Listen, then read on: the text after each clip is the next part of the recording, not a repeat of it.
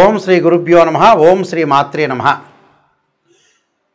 కుజగ్రహ ప్రవేశం ప్రధానంగా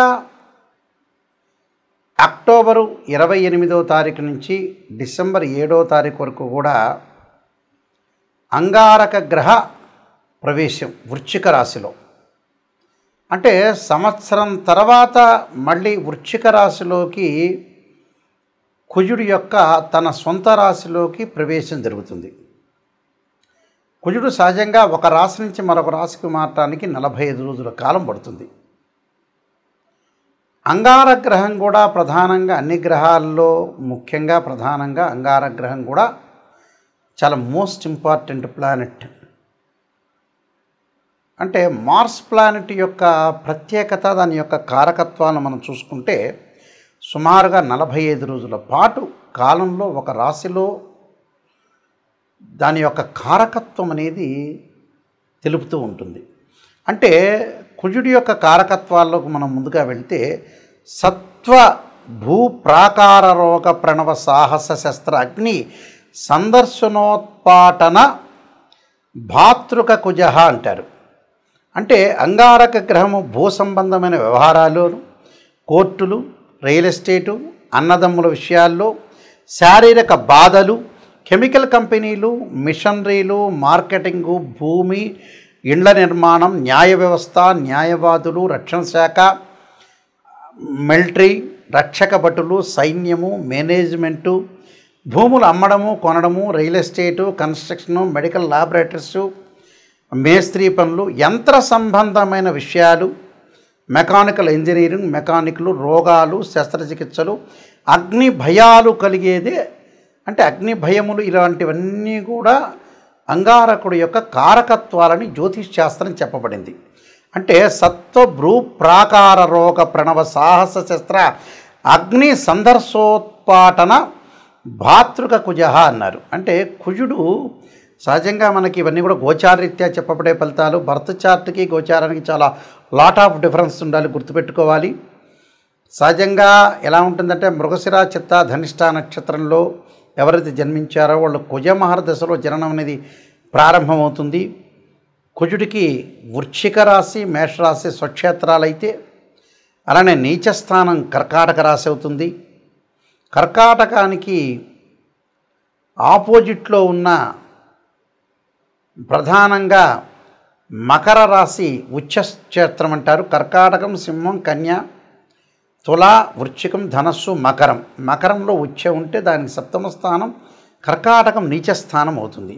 అంటే భూ సంబంధ వ్యవహారాలు కానీ, కోర్టులు కానీ, రియల్ ఎస్టేట్ కానీ, కన్స్ట్రక్షన్ కానీ, ఇవన్నీ కూడా సైన్యము, మేనేజ్మెంట్, ఇవన్నీ కూడా తెలిపేది కుజుడు. అంగారకుడి యొక్క అనుకూలత కూడా ఉండాలి మనకి. ఇవన్నీ కూడా గోచారరీత్యా చెప్పబడే ఫలితాలు అంటారు. ఎప్పుడైనా గుర్తుపెట్టుకోవాలి మీరు. జన్మజాతకాన్ని అనుసరించేవి కావు. 50% మన చేతుల్లోనే ఉంటుంది.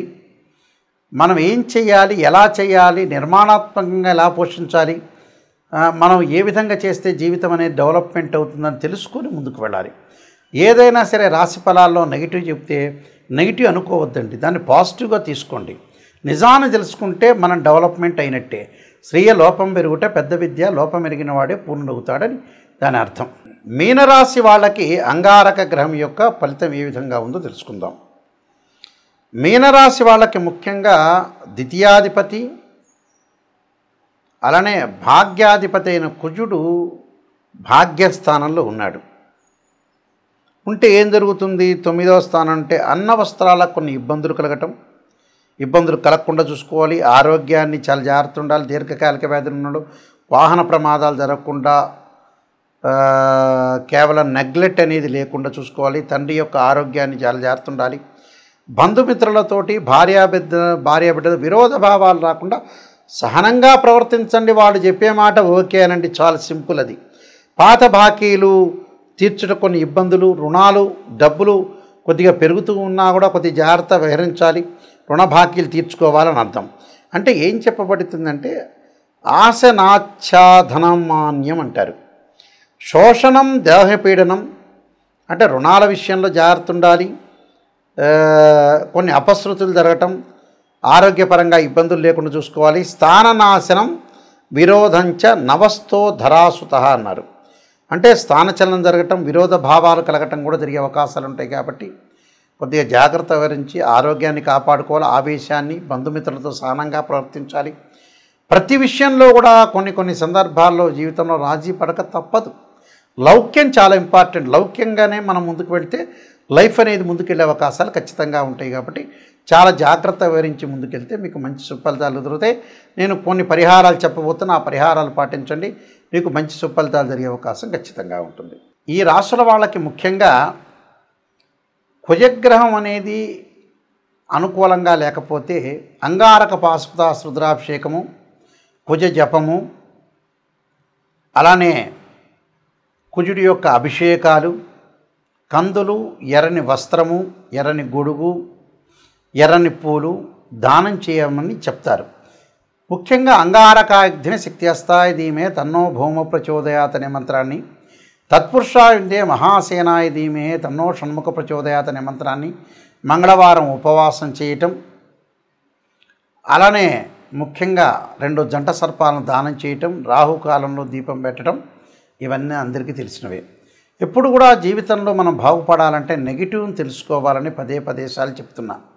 చాలామంది ఈ మధ్యకాలంలో మేము డెవలప్మెంట్ కావట్లేదు అనే వ్యక్తులకి ప్రధానమైన సూచన ఏంటంటే డబ్బును ఎక్కడ సద్వినియోగం చేయాలో అక్కడ సద్వినియోగం చేయలేకపోవటం అనేది ముఖ్యమైనది.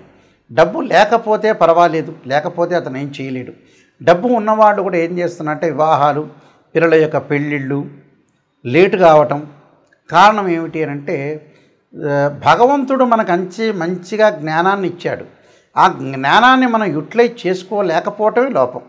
ఒక పర్సన్ ఉన్నాడనుకోండి, అతను మ్యారేజ్ బ్యూరోలో డబ్బులు ఎక్కువ అడుగుతున్నారని, లేకపోతే ఆస్ట్రాలజర్స్ ఎక్కువ అడుగుతున్నారని, లేకపోతే ఆ పెళ్లి సంబంధం వస్తే అంత దూరం హైదరాబాద్ నుంచి రాజమండ్రో, గుంటూరో, లేకపోతే హైదరాబాద్ నుంచి ఆదిలాబాదో లేదా బాంబేనో వెళ్ళాలని డబ్బులు ఖర్చు పెట్టాలనే ఉద్దేశంతో డబ్బులు ఖర్చు పెట్టలేకపోవటం, సరైన సంబంధం వచ్చినప్పుడు చేసుకోలేకపోవటం, సరైన ఇల్లు వచ్చినప్పుడు తీసుకోలేకపోవటం, అంటే ఏదైనా కోర్టు సమస్యలు, కోపము, ఉద్రిక్తము, ఆవేశం బాగా పెరిగే అవకాశాలు కూడా కుజుడితోనే ఉంటాయి.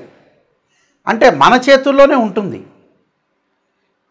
చాలామంది కూడా సంతానం అనేది వద్దంటాం, పెళ్ళిళ్ళు కూడా మ్యారేజ్ బ్యూరోలో ఇంత అడుగుతున్నారు, ప్రతి వాళ్ళు ఇంత డబ్బులు అడుగుతున్నారు ఉద్దేశంతో వాళ్ళు ఉన్నవాళ్ళైనా కూడా పిసినారితనంతో మళ్ళీ పిసినారితనం ఉందా అంటే లేదు, మళ్ళీ వాడు ఏదో సెల్లో, టీవీనో లగ్జరీగా వెళ్తూ ఉంటాడు.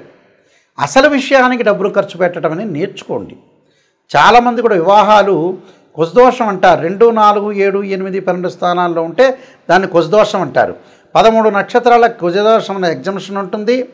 కొన్ని రాశులకు కానీ కొన్ని లగ్నాలకు కానీ కుజదోషం అనేది వర్తించదు.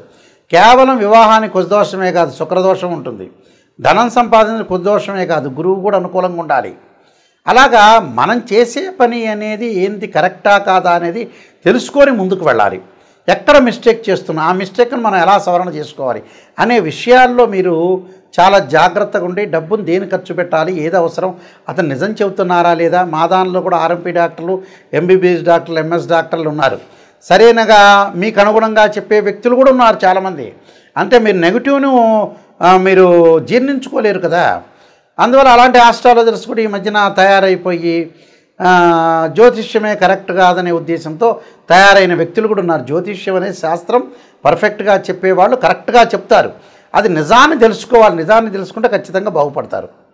ఇలాంటి విషయాలన్నీ కూడా చాలా జాగ్రత్తగా మీరు ముందుకు వెళ్ళాలి. నా పుస్తకాలన్నీ మీరు చదవచ్చు. ఈ కుజగ్రహం గురించి, వాటి గురించి కాలసర్ప యోగం అనే పుస్తకము, కాలసర్పయోగ చంద్రిక, రాహుకేతులు, ఛాయాగ్రహాలు, అలానే జాతక చంద్రిక, వివాహ మార్తాండము, సర్వదేవతా గోత్రపులు, స్వప్నశాస్త్ర ఫలదీపిక, బృహత్ పరిహార సింధు, ఇలాంటి number of books Mohan publication వాళ్ళు ప్రింట్ చేశారు. నాయకంటి మల్లికార్జున శర్మ బుక్స్ అని కొట్టినా వస్తుంది. www.nayakanti.com కానీ .in కానీ కొడితే కూడా మీకు వస్తుంది. ఇవన్నీ కూడా వెబ్సైట్ అనేది చూడండి. ఏదైనా వాస్తు ప్రకారంగా బాగా లేకపోయినా కూడా వాస్తు యంత్రస్థాపన, మహామత్యంత్రము, వాస్తు యంత్రము భూమిలో స్థాపన చేస్తారు పురాతనలో. వాస్తు ప్రకారంగా కూడా చూసుకోండి. ఏదైతే సమస్యలు ఉన్నాయో రియల్ ఎస్టేట్ వాళ్ళు కానీ కన్స్ట్రక్షన్ వాళ్ళు కానీ ఇల్లును గృహం ప్రకారంగా వాస్తు ప్రకారంగా ఉందా లేదా చూసుకోండి. కేవలం ఇంజనీరింగ్ ప్లానే కాదు, పురాతనలో ఆయం అనేది చూసేవాళ్ళు.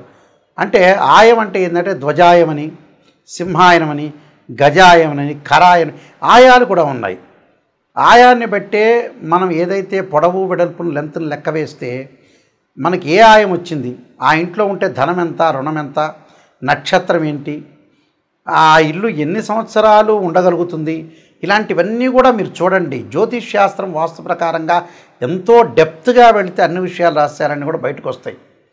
ఖచ్చితంగా మా వెబ్సైట్ చూడండి, www.nayakanti.com ఆర్ nayakanti.in చూడండి. మీరు అన్నీ తెలుసుకోండి. ప్రతిదీ కూడా నా కాంటాక్ట్ నెంబర్ ఉంటుంది, ఆ కాంటాక్ట్ నెంబర్కి మీరు కాల్ చేయండి. ఖచ్చితంగా మీకు అన్ని విషయాలన్నీ కూడా క్లియర్గా నేను చెప్పేటప్పుడు కూడా మీరు వాయిస్ రికార్డింగ్ పెట్టుకోవచ్చు. జాతకం నేను చెప్పేటప్పుడు అందరూ కూడా must and should voice recording పెట్టుకోండి, నిజాలు తెలుసుకోండి, మీరు ముందుకు వెళ్ళండి. అబద్ధపు ముసుగులో ఉండొద్దండి. మీరందరికీ కూడా సుబ్రహ్మణ్య స్వామి యొక్క అంగారకుడి యొక్క అనుగ్రహం ఉండాలని ఆశిస్తూ సర్వే జనా సుఖినో భవంతు.